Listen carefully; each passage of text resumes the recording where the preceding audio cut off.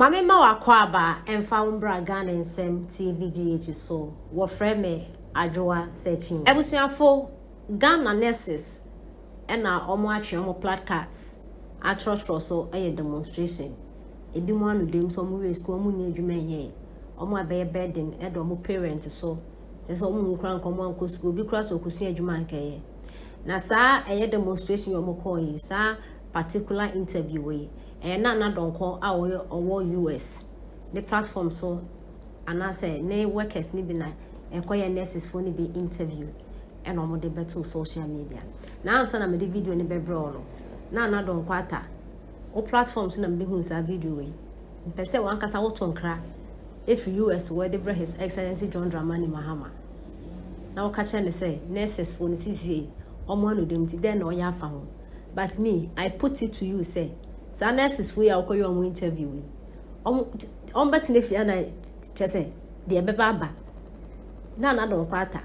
mon check records aban ben and the fan nurses adwuma pa employ nurses His Excellency another dan kwa kufa ni 8 years and or employ nurses pa on penda da John Dramani Mahama abro ye president e betu na fiso no okọ IMF omo de embargo to adwuma so nurses for na teachers no motifie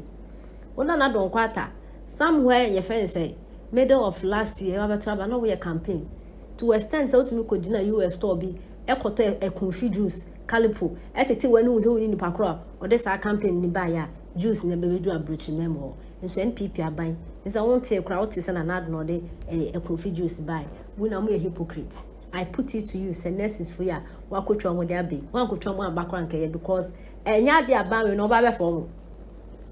sa 3 months ya omo ba so ni omo chirechire dem pa na chire se me se galamse issues e koso Ghana ha and a 24-hour economy NDC for promise your one farmer so two things we one shall His Excellency John Dramani Mahama and the second coming way e bi kra first one no krankaye yenti nsema ye koso ye ni wa obeka se auto form ta konesia metu ne fu so wantie no kwa fine menu me to le bia mtimi dwo se mesua adwuma kra nkan se nkan fa so wo ekwantuo ne de nya bia ka ebekọ because uti fie kwade na so obi man se obefa no do wa ya adwuma na obenya wansi di kwara aye ma ese kwa obi ambu mi wo fie ye fu ebi hu se ebi dwen se ma mi ko school me ntwa. Fortunately, the regional minister is out on official duty. The chief director too is out on official duty. So I'm the regional planning officer. So I'll take your petition. When they come, I'll present it to them. So I'll take the petition. Okay. So on behalf of Ashanti Regional Coordinating Council, I received this petition. Unless for any midwife for more Jane to see and Fimpino ne Adiono, any Adiono minimum mutifie, my yamma on the Jumania and a neomatia gumontin, so more yatre, at the atre a bine sen, another Roma, or Martin Fiache, or Mammy Brew, our Bromuco schools, see all my real schools, almost I'm at Sneffinia at the Swama on our phobium, and almost say a bine sen, another Roma on the Jumania. Now yet, almost shall see a free. Cultural Center, on some of the money, regional minister, and Snappy, and no market be a channel say. On one so Ghana by any more, so my bread, Eufy. You will school 2020, National Service every that's nephew almost 3.5 years. You post here into any braba because say no, if you move your eye, you see any that so say, go school number, may I be so bushimo. And so in film and sign coffee and fear 9 and ye easy cry my see yes by no say ya bread say omo man na tifi no munya adwuma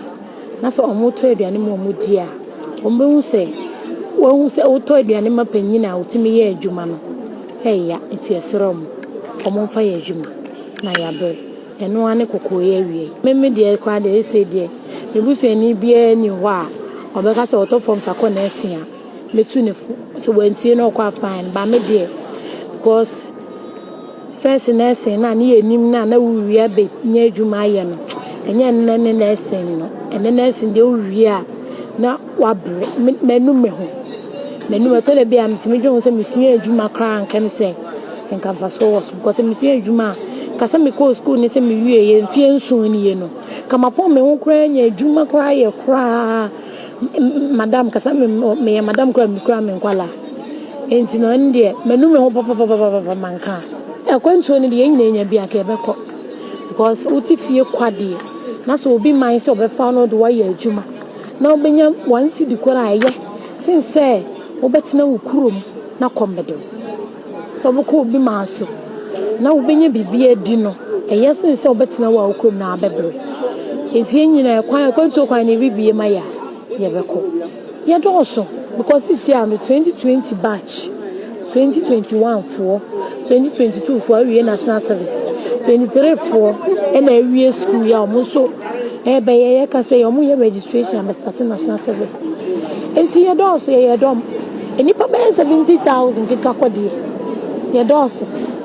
enti ne mu ne atu kwan ye wo mu kwan se nurse for atu kwan wo man yi mu kwan the hospitals and nurses square complaining say kwan the hospitals omo bre omo hia nipa mana be ye adwuma ye mfa ye adwuma no eya ti yesraban yesra no ye 3 years getting 4 years it's enough so me fa ye adwuma yesra wo omo mfa ye adwuma na komodi ye pa nya asem koto yesra wo ya wo fu abrayen aban ya wo fu abrayen we school fie na ni ya tena fie omo to shisha yen what is American fee na ye adwuma ye nso ye be support abusua no na nso egusu ti fie nti awofo abrayan aban eno nya ade ekita mi wan so how ben na onemu how be bre na me namu efi say ma ese kwa obi ambu mi wo fie ye fun ebi hu say ebi dwen say ma mi ko school me ntwa ebi so dwen say ma ye kwahwa akwa na me nam fie na me koba how be bre affect me mentally because my real school me ti fie ye imposting me just a woko pesca na dey akwa me ya special posting amount me so me ni say scan na me dey kwa special posting no ebi so 10,000 ebi so 8,000 me nyam police bi wo hono ma omu ye adwuma na so me ni omu nya net na class e school enso omu ye adwuma ma bi kwa ye adwuma ya finie ebi so ye adwuma mfie mienu nie nti eno so ye how pan ma yen kodwan de mu hu se na ya bobbo yensa kodwan a na enye bone ya net fo ya wie school 4 years ni aban no ma ya adwuma nyeye nti nenu mu hu ye say ye de kodwan ne na momonten so a ye o ye cheke si a kira aban no se sere na o ma ya adwuma nye o release your clearance no post yen ya ko Ministry of Finance, Ministry of Health ya ko wosan de ko bia de etia ne say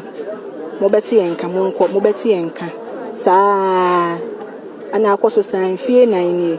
aban no ma ya adwuma nyeye enu nti na monte so na ewie edi a how na mo fam wo fie ene o man mo nti mani abra mo bokuzo no how ni de bebre ma me